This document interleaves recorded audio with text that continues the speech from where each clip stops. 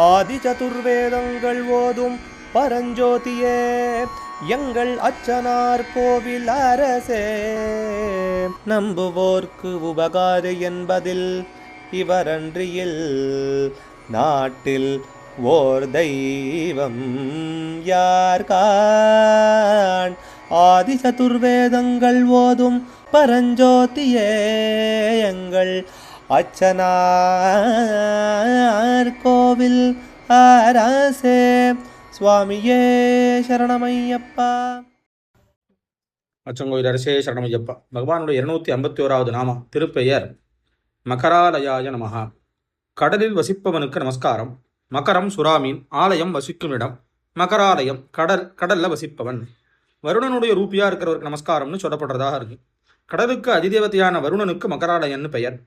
அதனால ஸ்ரீ சாஸ்தா வருணனுடைய ரூபமாக இருக்கிறவர். வருணன் புராட நட்சத்திரத்திற்கு அதிதேவத்தை. ஆகையால இந்த பெயர் இந்த நட்சத்திரத்தையும் குறிப்பிடுறது. கடலாய் உள்ளோனுக்கு நமஸ்காரம்.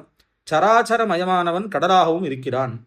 சரசாமஸ்மி சாகரஹா, நீர்நிலைகள்ல நான் சமுத்திரமாக இருக்கேன்னு பகவான் கீதையில சொல்றார்.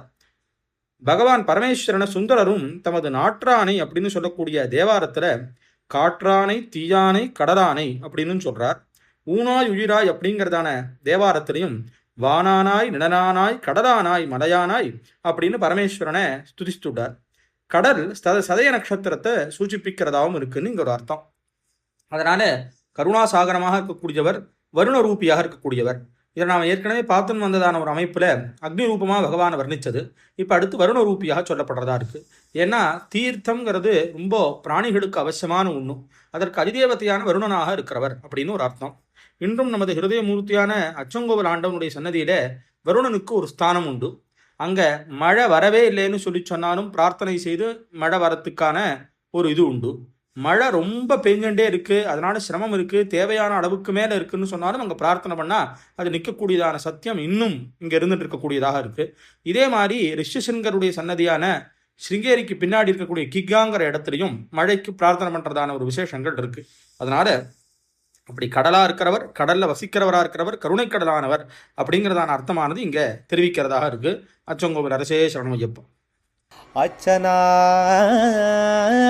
கோவில் அரசே. சுவாமியே சரணமையப்பா.